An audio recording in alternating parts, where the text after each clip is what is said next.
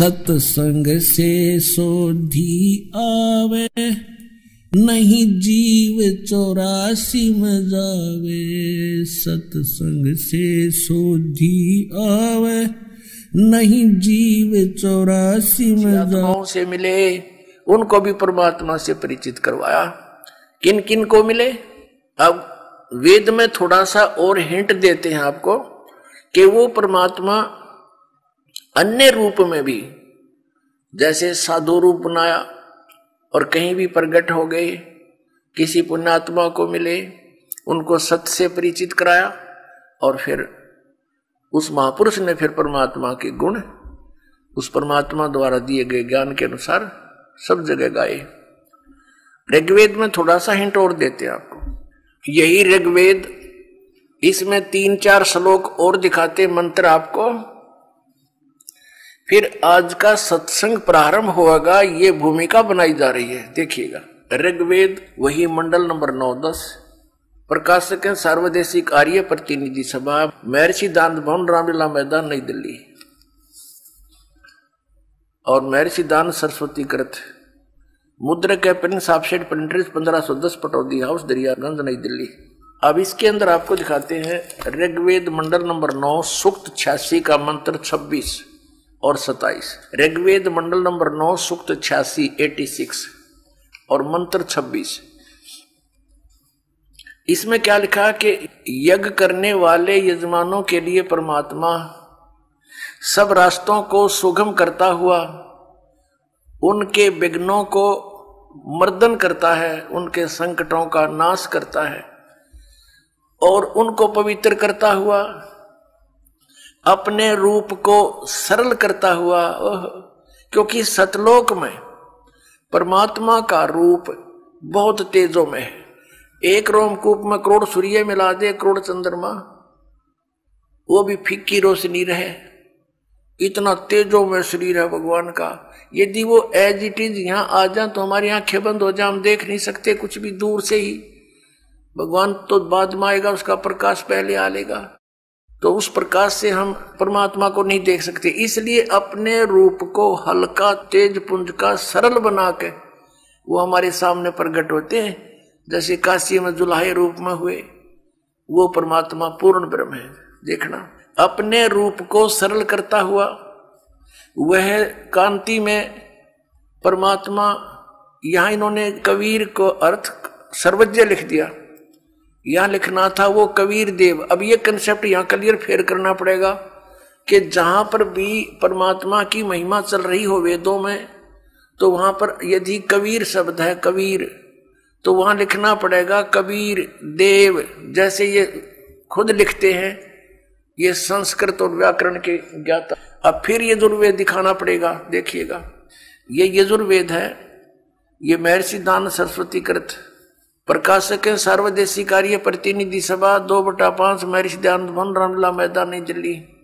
और ये महर्षि दान सरस्वती द्वारा इसका अनुवाद किया गया है और मुद्रक Prince offset printers, 1510, Pataudi house, Daryaganj, नई दिल्ली से ये छपा है। यजुर्वेद अध्याय नंबर 36 में, 60 से अध्याय आरंभ 36 में और मंत्र नंबर 1 में यहां यजु शब्द लिखा है। यजु, रचम वाचम प्रपदे मनो यजु प्रपदे। इस यजु का अर्थ अनुवाद करते समय महर्षि दानंद ने यहां सही किया है। यजु का अर्थ लिख दिया यजुर्वेद, बिल्कुल ठीक किया। यदि यहां यजु का अर्थ के मैं अन्य कर देता, क्योंकि यजु माने होता है परमात्मा से मिलने की विधि, यानी यज्ञ स्तुतियां, ये भी अर्थ होता। अगर यहां वो ये अर्थ कर देता तो यहां महिमा थी यजुर्वेद की, तो यजुर्वेद ना लिखकर कुछ अन्य अर्थ कर देने से अनर्थ हो जाता और जिसकी महिमा बोली जा रही है उसको पहचान नहीं पाते। इसी प्रकार जहां पर भी कबीर लिखा हो, कबीर जिसके अपसर्ग लगा दी जाती है, तो वहां लिखना चाहिए कबीर देव।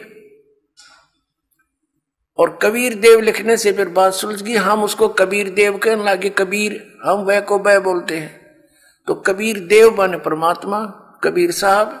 तो ये कवि जहां लिखा है इन्होंने, कवि कोई सर्वज्ञ नहीं होता, ये भी भूल लगी है इनको। कवि का अर्थ सर्वज्ञ नहीं हो सकता। कवि का अर्थ काव्यकार तो हो सकता है, अगर वो भी प्रकरणवश कोई प्रकरण चल रहा हो या महिमा भगवान की चल रही है।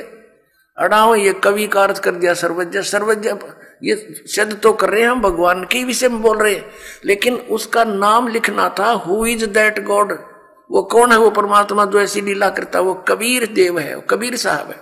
फिर आइए अब हम फिर ऋग्वेद पर आ गए हैं, जो आपको दिखाया था। ये इन्हीं के द्वारा प्रकाशित है और ये वही अब ऋग्वेद, हम फिर उसी पर आगे ऋग्वेद मंडल नंबर 9 सूक्त 86 के मंत्र 26 पर, यज्ञ करने वाले यजमानों के लिए, यानी भक्ति करने वाले भक्तों के लिए, यजमान कहो से भगत कहो, परमात्मा सब रास्तों को सुगम करता हुआ उनके विघ्नों को मर्दन करता है, उनके संकटों का नाश करता है, उनको पवित्र करता हुआ और अपने रूप को सरल करता हुआ वह कांति में परमात्मा। यहां कबीर देव लिखना था, ये देखो ये कबीर अतो, हम इसको कबीर बोलने लगे, वह को बह, ये कबीर है, हम कबीर बोलते हैं। अब देखिएगा इसका इन्होंने यहां संधि छेद करके ये ऐसे लिख लिया, ये अपसर्ग लगा दिए दो, जैसे यजु में लगाए थे तो यजुर्वेद लिख दिया, वो ठीक किया। तो यहां कबीर देव लिख देते, कबीर देव, इनकी संस्कृत व्याकरण भी बनी रहती, कबीर देव लिख देते। और हम कबीर साहब बोलते हैं उसको, वह को वह बोलते हैं, कबीर साहब, कबीर देव, कबीर परमेश्वर। तो यहाँ ये महिमा किसकी है? कबीर देव। क्या लिखा है कि वह कांति में परमात्मा कबीर देव, या लिखना था कबीर देव, कबीर साहब, विद्युत के समान क्रीड़ा करता हुआ, यानी विद्युत जैसी, बिजली जैसी गति से चलता हुआ वर्णीय पुरुष को प्राप्त होता है। अच्छी आत्मा, वर्णीय माने अच्छी आत्मा को प्राप्त होता है। आगे देखो वो कहां रहता है भगवान? 27वें मंत्र में, ऋग्वेद मंडल नंबर 9 सूक्त 86 मंत्र 27 में, जो परमात्मा ध्युलोक के तीसरे पृष्ठ पर विराजमान है। ध्युलोक माने उस तेजो में लोक के, सतलोक के तीसरे पृष्ठ पर विराजमान है। सतलोक के तीसरे पृष्ठ पर, तीसरे स्थान पर, यानी उसमें भी विभाजित है। टॉप मोस्ट प्लेस पर स्वयं परमात्मा विद्यमान है और नीचे अन्य सृष्टि है, सभी इसी प्रकार सृष्टि है जैसे यहां पर है। इसको समझने के लिए ऐसा समझो जैसे दिल्ली और बाह्य दिल्ली होती है, तो परमात्मा उस ध्रुवलोक के तीसरे पृष्ठ पर वहां रहता है, वहां विराजमान है, साकार है, मनुष्य दृश्य है, वहां से गति करके आता है। अब देखना ऋग्वेद मंडल नंबर 9 सूक्त 82 मंत्र नंबर 1, जो सर्व उत्पादक प्रभु, सबकी उत्पत्ति करने वाला परमेश्वर, प्रकाशमान सद्गुणों की वृष्टि करने वाला, पापों का नाश करने वाला, हरण करने वाला है, वह राजेव, राजा के समान।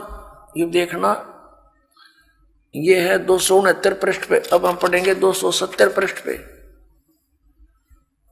राजा के समान दर्शनीय है, राजा के समान देखने योग्य है, साकार है, मनुष्य दृश्य है। ये वेद गवाही दे रहे हैं इन्हीं के कर कमलों से, जो भगवान को निराकार निराकार करके और दुनिया को बरगलाया करते थे। आज उन्हीं के कर कमलों से, उन पवित्र सदग्रंथों में परमात्मा ने दया करके ये ठीक अनुवाद करा दिया ना। ये अड़ंगा भी कर सकते थे, क्योंकि अन्य सब जगह उल्टा लिख रखा भगवान निराकार है। अब परमात्मा राजा के समान दर्शनीय है, देखने जोगा है। वह पृथ्वी आदि लोक लोकांतरों के चारों ओर शब्दायमान हो रहा है। वह वर्णीय पुरुष को, अच्छी आत्मा को, जो दृढ़ भक्त है, उसको पवित्र करता हुआ प्राप्त होता है। पवित्र करता है, ज्ञान से साफ करता है। जिस प्रकार विद्युत सने वाले स्थानों को आधार बनाकर प्राप्त होता है। अपनात्मा स्पष्ट कर दिया।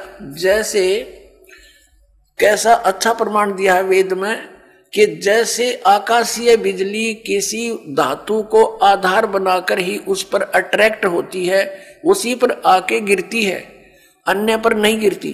तो ऐसे ही परमात्मा उन्हीं पुण्यात्माओं को मिलता है जिनसे वो आकर्षित होता है, जो दृढ़ भक्त होते हैं, जो उनकी बातों को शिरोधार्य करके फिर दृढ़ता के साथ अन्य पुण्यात्माओं को सुनाते हैं। पहले कांस्य धातु के बेले थाली हुआ करते, और जब वर्षा के सीजन में हमारी दादी जी कहती थी हमारी माताओं से कि बाहर आंगन में कांसी की थाली रखी है, बेला रखा है, इसको अंदर रख दो, नहीं तो बिजली गिर जाती है कांसी धातु पर।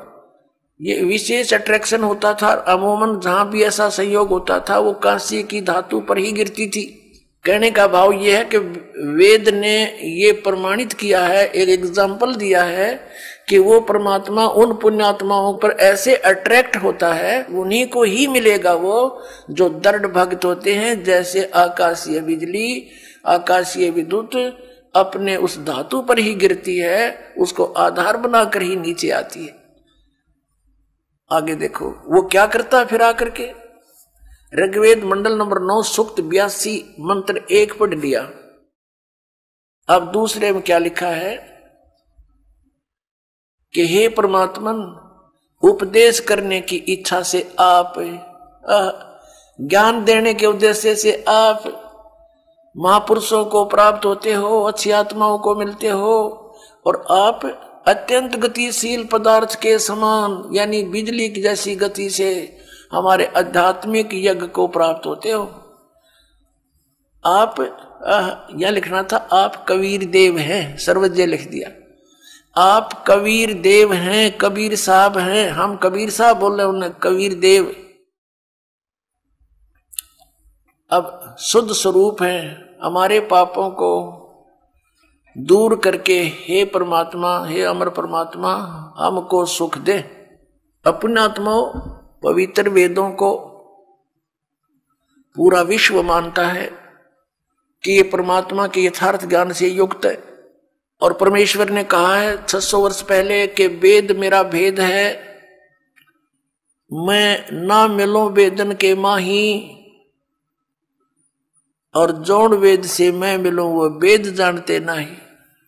जौन वेद से मैं मिलूं वो वेद जानते नहीं। कबीर परमेश्वर ने कहा था कि धर्मदास, हे प्यारी आत्मा, ये चारों वेद मेरा ही गुणगान कर रही है, पर इसको ये समझ नहीं पा